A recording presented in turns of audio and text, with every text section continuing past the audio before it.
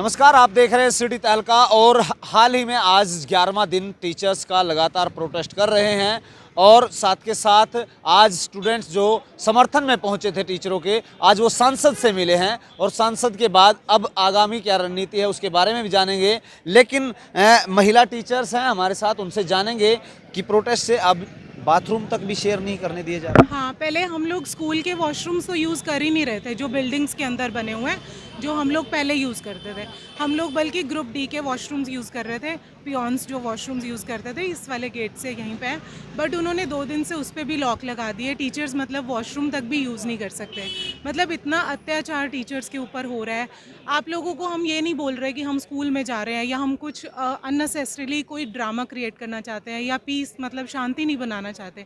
हम आराम से यहाँ बैठे हैं, बोल रहे हैं कि हमारी ये मांग है उसको पूरा कर दो। हम पीसफुली स्कूल चलाना चाहते हैं, जो हमने आज तक किया है, लेकिन उसके लिए मैनेजमेंट रेडी नहीं हो रही, तो हम लोग क्या कर सकते हैं। बंद करने के बाद डिस्पेंसरी का सहारा लेना पड़ेगा। हाँ बिल्कुल, हमने निगम से मंगवाए हैं वॉशरूम्स, हम लोग वो यूज़ कर रहे हैं। कहा जा रहा था कि जो डिस्पेंसरी है उसमें भी बाथरूम को लॉक कर दिया। हाँ, वो भी लॉक कर दिया है। यहाँ कम्युनिटी के बने हुए हैं ऐसे वॉशरूम्स, वो भी उसको भी लॉक लगवा दिया है। अब उसके पीछे क्या लॉजिक है ये समझ में नहीं आ रहा, इसलिए हमने पार्षद को बोलकर यहाँ मंगवाए हैं वॉशरूम्स और वही हम यूज़ कर रहे हैं 2 दिन। पार्षद जो यहाँ पर मौजूदा टीचर भी है। हाँ जी, वो यहाँ टीचर भी हैं। अच्छा, तो अब समस्याएं क्या क्या आ रही है? कोई मैनेजमेंट 11 दिन इतने दिन होने के बावजूद कोई मैनेजमेंट का कोई अधिकारी पदाधिकारी आपसे मिलने पहुंचा? नहीं, कोई भी यहाँ पर नहीं आया। पूर्व जो मैनेजमेंट थी उनके मेंबर्स हम लोगों से मिलने आए, उन्होंने हमें थोड़ा सपोर्ट किया, बहुत अच्छे से उन्होंने हमें समझाया, मोटिवेट किया, जिसकी वजह से हम चाहते हैं कि हमें जो है स्ट्रेंथ देते रहें वो, और हम यहाँ खड़े हैं। आज सांसद से मिले हैं स्टूडेंट जो पुराने बैचमेट हैं, क्या कुछ लगता है कुछ आश्वासन मिला हो? आश्वासन देने की बात है, वो लोग अगर मैनेजमेंट को रिक्वेस्ट करें कुछ, क्योंकि हम लोग भी स्कूल चलाना चाहते हैं, हम भी अंदर जाना चाहते हैं, अपने बच्चों को पढ़ाना चाहते हैं। लेकिन वही है कि देखो, बच्चों की हम प्रॉब्लम सॉल्व कर रहे हैं। हम यहाँ बैठे बैठे भी अपनी बुक्स लेकर आए हैं, सिलेबस हम लोगों ने रेडी किए हैं, बच्चों को ऑनलाइन भेजे हैं। हम अपना काम चाहते हैं कि बच्चों को हम प्रॉपरली पॉजिटिविटी दे सकें, ताकि वो, उनका भी एग्ज़ाम टाइम है, ये वेस्ट कोई बाधित ना हो। हाँ, स्टडीज़ बाधित ना हो, या फिर ये जो एग्ज़ाम टाइम है उनका वेस्ट ना हो। बेसिकली वो लोग अपने घर पे बैठे हैं, कम से कम वो अपनी तैयारी कर पाएँ और अच्छे से पढ़ सकें।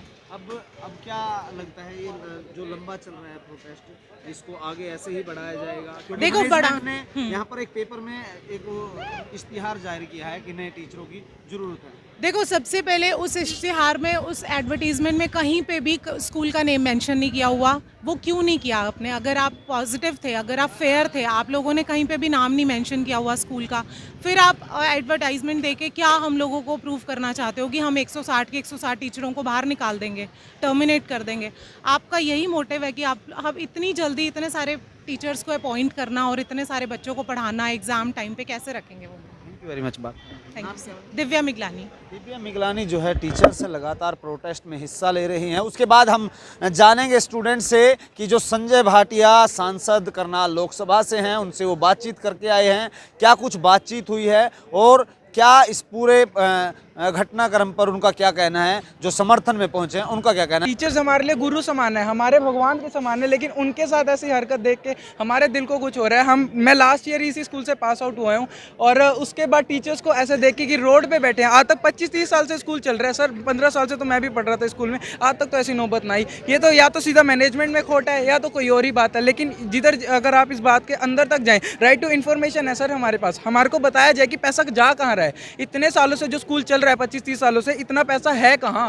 हमारे को राइट ऑफ बैलेंस शीट को दिखाया जाए। जो कह रहे हैं कि स्कूल जो हमारे जो सेक्टर 6 में 29 करोड़ रुपए लग रहे हैं, जो बीच में सुनने में भी आया था कि वहाँ पे हमारे 29 करोड़, उसके हमारे को दिखाया जाए ना हिसाब। क्योंकि सर नॉन प्रॉफिट ऑर्गेनाइजेशन है सनातन धर्म, नॉन प्रॉफिट ऑर्गेनाइजेशन, हमें बताया तो जाए कि पैसा जा कहाँ रहा है। 25 साल से जो स्कूल चल रहा है और उसके बाद टीचर्स को सैलरी नहीं क्यों आई? जैसे आप कह रहे हैं कि हमारा सर नौबत, सर देखिए नवंबर तक जो थी दूसरे चेयरमैन सर की मैनेजमेंट थी, लेकिन नवंबर के बाद से, आई थिंक एग्जैक्ट फिगर याद नहीं है, नवंबर के बाद से जो दूसरे मैनेजमेंट वाले सर आए हैं, जो कि दूसरे हमारे चेयरमैन सर हैं, उनके बाद जब से वो आए हैं, उन्होंने पहले भी हमारे जो दूसरा जूनियर विंग था, पहले उसको अलग कर दिया गया है। अब जूनियर विंग अलग हो, पहले जूनियर विंग से बच्चे पढ़ के सीधा इसमें आते थे, लेकिन अब वो सिटी बन गया है। अब ये वो सिटी बन गया और ये कोई और मतलब हुड्डा बन गया, एसडीएम हुड्डा, एसडीएम सिटी, 2 भागों में डिवाइड कर दिया गया है। उस स्कूल में भी पहले वो वाले सर थे, लेकिन वहाँ पे भी इन्होंने कुछ ऐसा किया कि वहाँ से भी चेयरमैन सर ये हट गए थे। पास आउट हो चुके हैं अभी? हाँ जी सर, लास्ट ईयर ही हम पास आउट हुए हैं और ये अब हम कॉलेज में पढ़ाई कर रहे हैं। 12-13 ईयर्स हो गए हैं, इतनी मैनेजमेंट आई गई, लेकिन कभी हमने ये नहीं देखा कि कोई किसी का हक मार रहा है। ऐसा भी नहीं है कि इनके पास फंड्स हैं या नहीं है,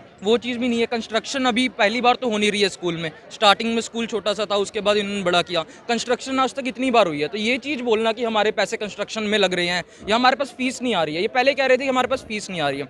यहाँ पे 95% बच्चे ऐसे होंगे जिन्होंने अपनी फीस पूरी कंप्लीट कर दी है। हमने देखा है, हम बच्चों को बोल रहे थे, पेरेंट्स के पास पैसे देने के लिए नहीं थे, उसके बाद भी इन्होंने फोर्स किया, बच्चों ने पैसे भरे, लेकिन उसके बाद भी टीचर्स को सैलरी नहीं देना, ये कोई वो सॉल्यूशन तो नहीं है। और सर इतनी अच्छी इंस्टीट्यूशन है, इतनी बड़ी इंस्टीट्यूशन है, आप एक ऐसे एप्लीकेशन पे टीचर्स को साइन करने के लिए बोल रहे हो जिसमें साफ साफ ये लिखा हुआ है कि हाँ हम आपको जितनी भी सैलरी दें आपको एक्सेप्ट करनी पड़ेगी। हम जब मेहनत 100% दे रहे हैं तो आप हमें 30% सैलरी कैसे दे सकते हो? ऐसा भी नहीं है। टीचर्स हमें रात रात तक हमारी उन्होंने जो भी था डाउट्स वगैरह सॉल्व किए। मेरे बहुत सारे फ्रेंड्स से ज़्यादा जरूरत थी कि जो कंस्ट्रक्शन का काम चल वो जरूरत नहीं थी सर। देखो सारी चीज़ें अपनी जगह सही होती हैं, ऐसा नहीं है कि इनके पास कंस्ट्रक्शन के अलावा फंड्स ही नहीं बचे हैं, फंड्स हैं इनके पास, लेकिन ये वही चीज़ है कि बहाना लगा रहे हैं कि हाँ ठीक है हम ये काम करवा रहे हैं तो हम टीचर्स को सैलरी नहीं दे सकते। तो आप लगातार समर्थन में रहे? हाँ हम समर्थन में रहेंगे जब तक वो हमारी बातें नहीं मानते। डिक्टेटरशिप की तरह चल रहा है सर ये काम, डिक्टेटरशिप हो रही है। और क्या है ये?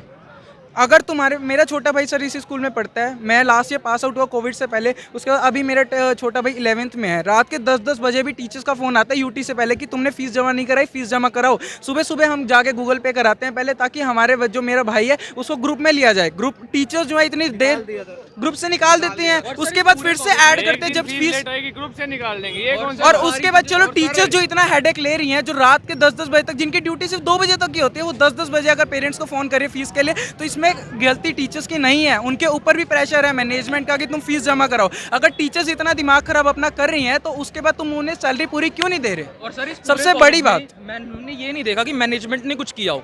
हमारे साथ सपोर्ट में टीचर्स थी, टीचर्स ने हमें पढ़ाया, टीचर्स ने हमारे डाउट सॉल्व किए। आपका ना इलेक्ट्रिसिटी चार्ज लग रहा है ना कुछ लग रहा है, हम भी फिर भी फीस पूरी दे रहे हैं। आपने सबकी छुट्टी कर दी, आपने जो इनफैक्ट जो सारे पीटीआईज थे उनको भी बाहर निकाल दिया।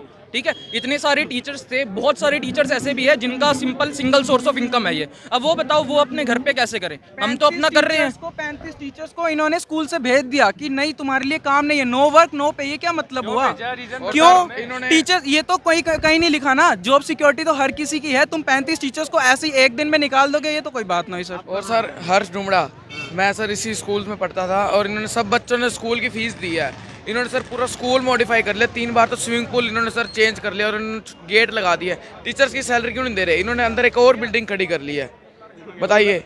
देखिए लगातार जो है यहाँ पर गुस्सा है स्टूडेंट्स के अंदर, तो यहाँ पर आप साफ तौर पर देख रहे हैं और यहाँ तमाम जो है पुलिसकर्मी भी मौजूद हैं और उनका भी कहना है लगातार यहाँ पर जो है सुचारू रूप से किसी तरह की कोई दिक्कत ना आए, तो पुलिसकर्मियों को इसलिए बुलाया गया है कि रोड जाम ना हो। इसको लेकर के तमाम जो है यहाँ पर पुलिस के कर्मचारी यहाँ पर पहुँचे हैं, ये साफ तौर पर आप देख पा रहे हैं। वहीं दूसरी तरफ जो है शांतिपूर्ण ढंग से 160 से ज़्यादा टीचर्स लगातार यहाँ बने हुए हैं, ये भी तस्वीरें आप साफ तौर पर देख पा रहे हैं। इस खबर को आप ज़्यादा से ज़्यादा शेयर करें और देखिए स्लोगन्स हैं अलग अलग तरीके के और टीचर्स हैं वो लगातार अपनी मांगों को लेकर अड़े हुए हैं।